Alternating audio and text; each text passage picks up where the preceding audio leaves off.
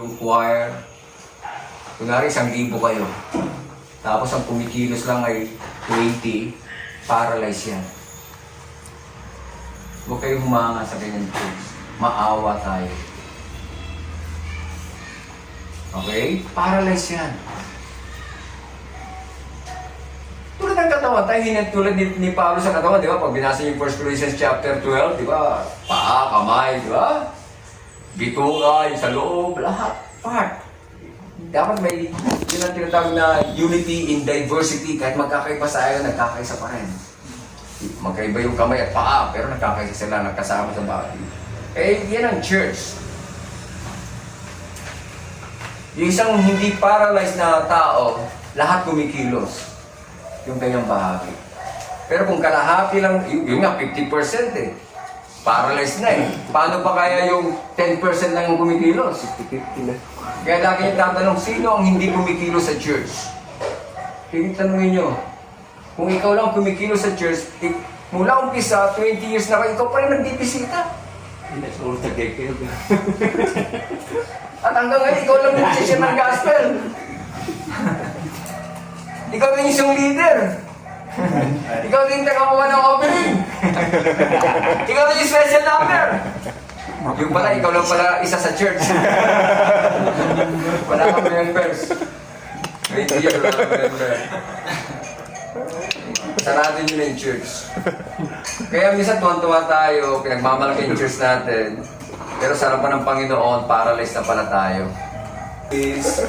Yung bibig natin, minsan hirap pa tayo magsalita. Minsan nagagalaw natin ang konting daliri natin, pero bedridden tayo. Di ba? Minsan di alam ng churches, ganyan ang ating mga churches ngayon.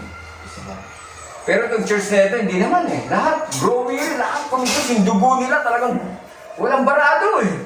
Yung chinek ng Panginoon, lahat kumikilos, walang sakit. Yung kalang physical. Pero walang sakit, talagang kumikilos. Yung tinignan ninyo mata, walang problema. Tinignan yung ilong, walang problema. Matapos naman.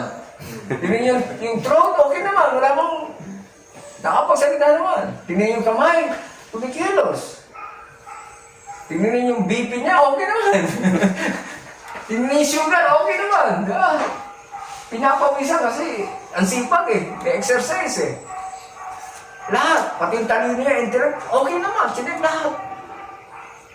Pero nang chinek yung kanyang emotion, yung kanyang puso, yun ang problema. Tingnan nyo, marami naman malakas dyan sa labas eh. No? Malakas eh. Kilala ko talaga napakalakas niya eh. Pero nung hindi niya kalang na magkukulab siya, na-atake sa puso pala. Pero gift of giving, gift of generosity, merong gift of, merong speaking gifts, merong serving gifts. Hanapin mo. Body tayo. Pero hindi ang puso, yun ang, hindi niya namalayan. Yung puso niya ay may cholesterol na, ipabarado na. Heart. You have left your first love. Yan yung honeymoon, first love. Yung nanliligaw ka. Talagang todo-todo yung pag-ibig mo. Yung mga ilang taon. Kaya ito yung paalalan sa mga malaking churches ngayon. Sa mga matagalang churches. Lagi niyong ituro yung pag-ibig kay Kristo. Lagi niyong turuan silang yung commitment nila kay Kristo, hindi sa church. Tanda po natin, hindi church ang nagligtas sa atin. Tayo yung body of Christ, and Christ still the head of the church. At kung siya yung head of the church, yung pag-ibig natin kay Kristo, yung relationship natin. Naalala niyo yun, no? Sinabi ni Jesus Christ, "My sheep hear my voice, and I know them, and they follow me." Yun ay yung relationship. Ang relationship ni Jesus Christ sa mga sheep, pag-aari niya yung mga tupa. My sheep. At yung tinig nila, tinig na gusto nila, yung tinig ng nagmamay-ari sa kanila. My sheep hear my voice. Then I know them. Hindi yung salitang I know dito, I know your deeds. Yung ibang klase, intimate relationship, yung salitang I know doon, yung salitang no. Ito yung ginamit kay Adam. Adam knew his wife. Sino lumabas? Si Abel at si Cain. Ibig sabihin may intimate relationship. Kaya nga yung relationship natin kay Jesus Christ, husband and wife. Siya yung husband, Kaya nga tungkulin natin to submit to Him. Tungkulin ng husband to love us.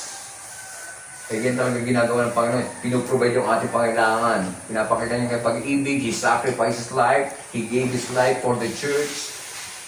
He provide everything na kailangan natin. Grabe yung husband si Jesus Christ. Tayo break ng 5 minutes. O diretso na natin bago tayo mag-lunch. Ayun, naginaunawan niya. At nakikita niyo yung expository. Inaano ko lang para makita niyo. No? Maganda yung passage kasi tuloy-tuloy yung kwento Okay naman yung topical, pag kaya mong dalhin, basta expository pa rin. Yung doctrines, topical yan Doctrines of God. Iba-ibang mga chapter, iba-ibang verse Pero kaya lang dalhin. Yeah? Hindi ka makakabuo ng doctrines pag hindi mo ginamit ang buong aklat. Dapat yung doctrines mo from Genesis to Revelation.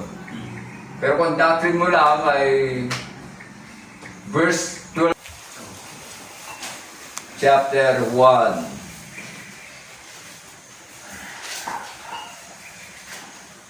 Yung salitang, ulitin ko yung salitang receive at believe, synonym. With commitment. Acknowledge. Okay?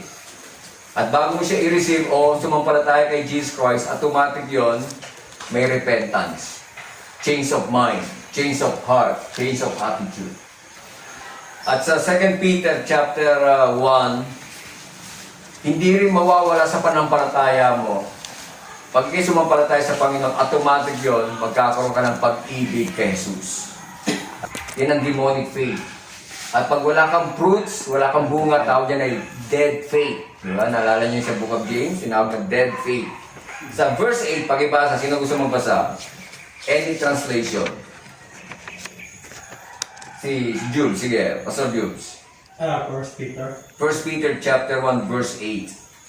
Who, having not seen, ye love him, who, though you see him not, yet believing, you rejoice with joy unspeakable and full of glory. You cannot separate the two. Love and believing. Minsan, nakikita niyo yan? Parang receive and believe. Synonym. Parang magkakambal yan. Pag kayo sumampalataya sa Panginoon, automatic yon, you will love Him. Kasi sabi dito, whom having not seen, ye love Him. Yeah? Ano sabi ni Jesus Christ? Mapalad ang hindi nakakita sa Kanya at sumasampalataya. Pero si Peter, ang ginamit niya dito, love Him. Parang yung sentence, parang ano, no? Bakit love? Kasi hindi natin siya nakikita. Siyempre, dapat by faith, by believing. Pero ang ginamit niya, love. Hindi natin siya nakikita, pero minamahal natin siya. Kasi yung pagmamahal, pati yung panampalataya, yan ay, kumbaga yan ay mag-asawan. You cannot separate the two. Parang saint and faithful. You cannot separate the two. Dito, parang paralism pa, parang, minsan ako nakita yung mga yung sumusulat ng boy, minsan binabago nila yung words, pero yung meaning pareho lang. Parang ganyan din.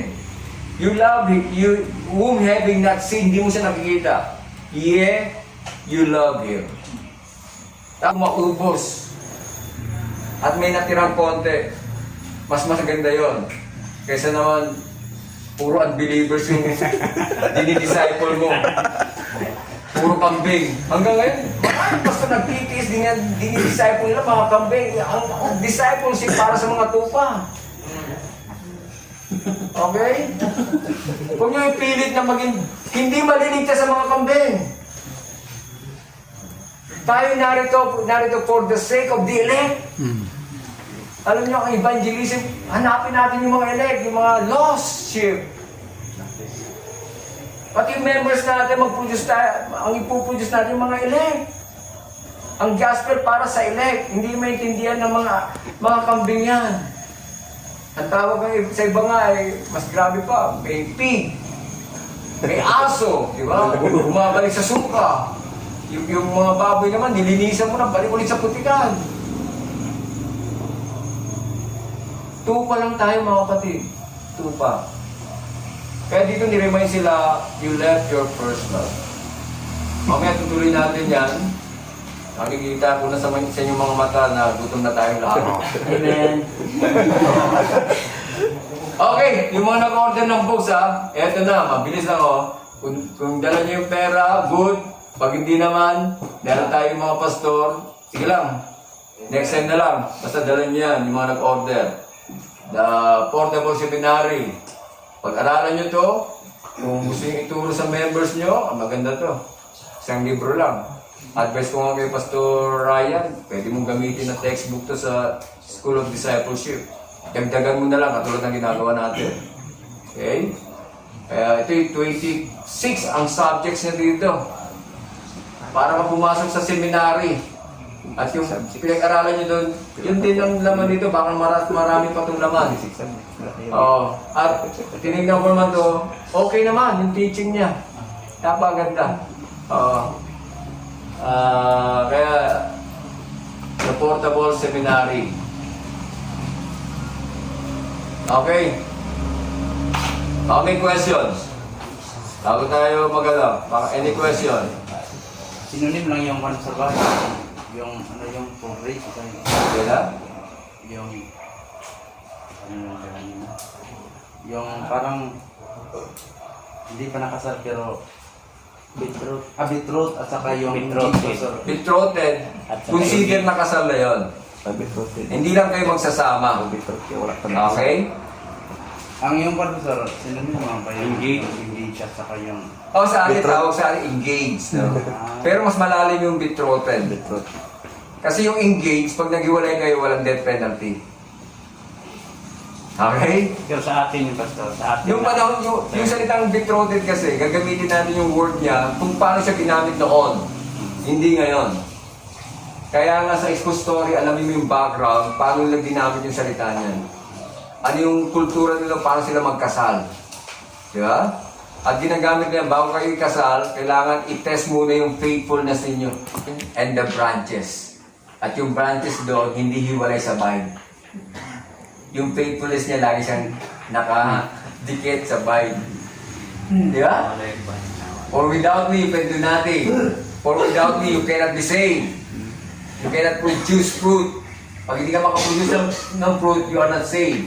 Kaya yung ating relationship natin sa Kanya, He's the vine, we are the branches, nakadikit yun. At yung hindi nakadikit, susunugin.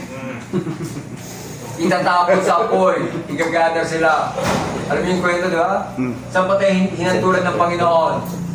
We are the body, and He's the head. Subukan yung tingnan yung body without the head.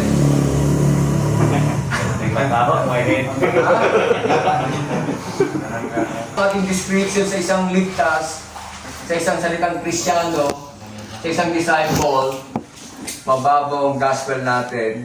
Instead na dalhin natin sila sa langit, maraming pastors ngayon, maraming evangelists, dinadala nila yung mga tao sa impyerno.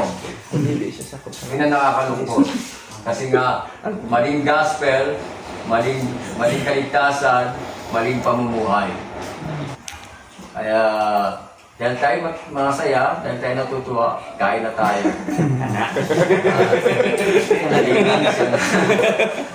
Tayo magbukas muna sa panalangin natin. Piliin natin si Jim Boy, Pastor Jim. Siguro talaga mga ano na gusto ko. Sige, mga kamputa. Alang doon, ubala ng mga Diyos. Salamat sa imong pagkamayo sa among mga kinabuhi. Salamat usab sa speaker nga imong gigamit karon. Salamat amahan sa imong pagpasabot sa among mga kinabuhi. Dalaygon kanini, hinaot Ginoo nga kining mga butanga nga among nadunggan karon.